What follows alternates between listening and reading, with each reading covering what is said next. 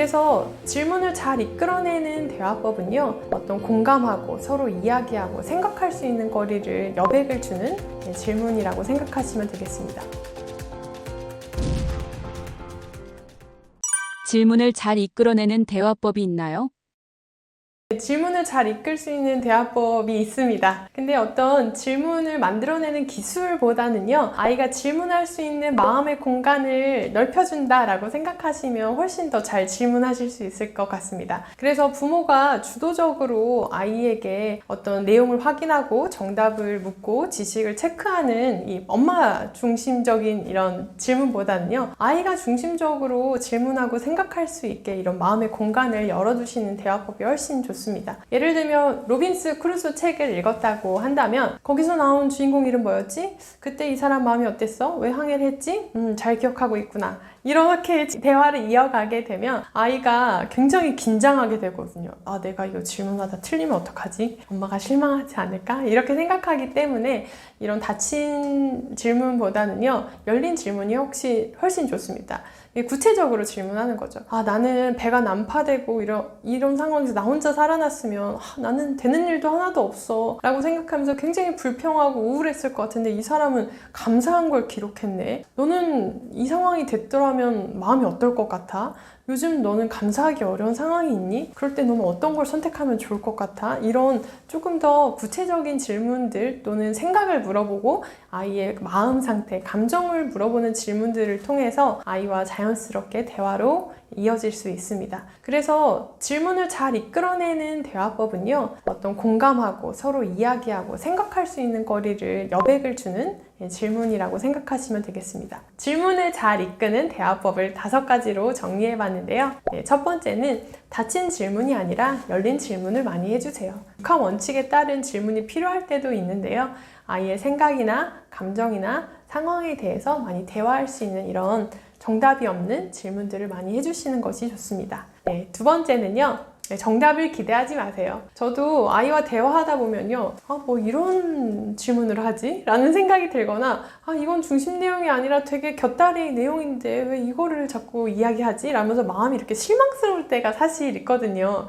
그때 부모님들이 흔히 이게 중요한 게 아니라 지금 이 내용이 중요한 거잖아 라고 이렇게 길을 이렇게 딱 정해서 알려주고 싶은 그런 충동과 욕구가 막 생길 때가 있거든요. 그럴 때 잠시 그런 마음을 내려놓으시고 너는 그런 부분도 봤구나. 엄마는 이 부분까지는 생각을 못 했는데 이 부분도 같이 나누니까 참 좋다. 이렇게 격려해 주시면서 이야기해 주시면 훨씬 더 좋습니다. 세 번째로는요, 이 아이의 말을 끝까지 듣고 기다려 주세요. 아이들이 자기 이야기를 빨리빨리 하는 아이들도 있지만 엄마가 어떤 질문을 했을 때 이렇게 짧은 침묵이 이어질 수 있거든요. 근데 저처럼 성격이 급하신 엄마들은 그러니까 이게 이 대답이 그거잖아 라고 정답을 엄마가 미리 말해버리시기도 하실 수 있을 것 같아요. 근데 조금 더 아이가 느리고 또는 그렇더라도 조금 기다려주시면서 아이가 충분히 생각을 할 수 있는 시간을 주시는 것이 좋습니다. 네 번째는요, 질문을 다시 질문으로 연결해 보세요. 제가 꼬리에 꼬리를 무는 질문이라고 했는데요. 엄마가 그 대답을 알고 있어도 즉시로 대답하는 것보다는 이것에 대해서 다른 질문으로 연결해 보실 수 있습니다. 예를 들면 엄마 왜 밤하늘은 까만 거예요? 라고 한다면 너 좋은 질문이다. 밤하늘이 만약에 안 까맣고 하얗면 어떨 것 같아? 이렇게 질문하면서 아이가 창의적으로 또 재미있게 생각할 수 있게 도와주는 거죠. 5번째는요, 만약에 라는 말을 많이 해보세요. 만약에 라는 말은요, 이미 이 현실성이 없는 걸 전제로 하고 있기 때문에요, 아이들이 말도 안 되는 이야기를 할수록 재밌습니다. 그래서 전제로 만약에 이렇게 되면 어떨 것 같아? 우리 말도 안 되는 얘기를 해볼까? 누가 더 말도 안 되는 상황을 재밌게 얘기 하나 해볼까? 라고 생각하면서 이제 그럴 때는 마음껏 상상력을 제한하지 않고 비난하지 않고 펼칠 수 있게 도와주는 거죠. 그래서 사고를 넓힌다는 거는 이런 여러 가지 질문들과 확장된 사고를 통해서 연결되기 때문에 부모님들이 이렇게 질문을 여러 가지로 유도해 주시는 것이 좋습니다. 아이가 반복적으로 질문하는 건 어떤 의미일까요? 소크라테스는 이 질문은 배우려는 의지가 확고한 증거다라는 말을 남겼는데요. 이 질문한다는 것 자체가 사실은 아이에게 굉장히 긍정적인 신호죠. 잘 배우고 있고 더 알고 싶다는 신호를 보내는 거니까요. 근데 분명히 내가 대답을 해줬는데 똑같은 질문을 반복해서 한다라고 하면은 부모님이 이상하다, 내가 지난번에도 대답해줬는데 왜 자꾸 똑같은 질문을 하지? 라고 생각이 드실 수 있을 것 같아요. 저도 교실에서 아이들에게 이렇게 무언가를 알려주고 대답해 줬는데도 같은 내용을 동일하게 와서 계속 질문하는 애들이 있거든요. 또 처음에는 제가 이해가 안 됐나? 잘 몰랐나? 라고 했는데 그 이야기를 알고 있지만 계속 확인해보고 싶은 아이들의 그런 욕구가 있더라고요. 그래서 계속 반복 질문을 할 경우에는 제가 크게 3가지로 생각해 봤습니다. 첫 번째 유형은요, 관계성을 통해서 사랑을 확인받고 싶은 유형입니다. 그래서 엄마와 또는 선생님과 이런 같은 내용을 공유하면서 이야기하는 것 자체가 너무 즐거운 거죠. 그래서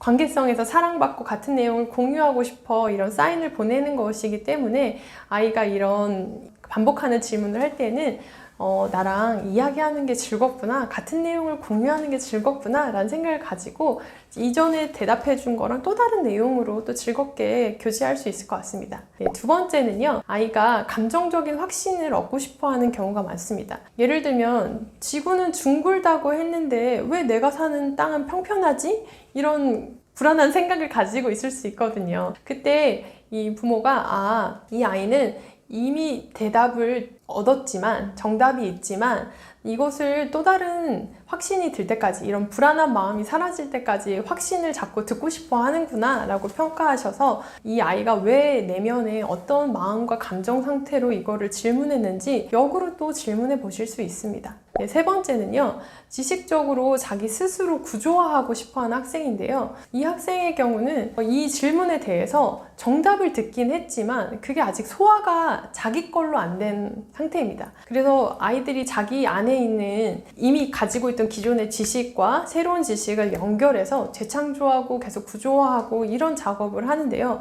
이미 부모님들이나 어른들은 정답을 이야기해 줬기 때문에 이제 끝났다라고 생각하는데, 아이들이 새로운 지식이 와도 이거를 자기가 기존에 갖고 있던 개념이랑 도저히 연결이 안 돼서 계속 그거를 확인해 보고 싶어 하는 거죠. 그럴 때 제일 좋은 방법은 아이가 이미 가지고 있던 기존 지식과 이 새로운 지식의 연결고리를 찾는 것입니다. 지구가 둥근데 우리가 사는 땅은 왜 평평하냐, 이런 질문을 했을 때 내가 너무 추상적이고 개념적으로 설명해 주지 않았나? 라고 생각해서 아이가 이미 알고 있는 그런 친숙한 소재를 가지고 다양한 방법으로 바꿔가면서, 예시를 바꿔가면서 이 질문에 대답을 해주실 수 있습니다. 네, 그래서 아이가 이런 질문들을 반복해서 했을 때는요, 먼저 아이의 상태에 대해서 면밀하게 살펴보시고 이 아이가 왜 질문하는지를 역으로 생각해 보셔서 대답을 다양한 방법으로 해주시는 것을 추천드립니다.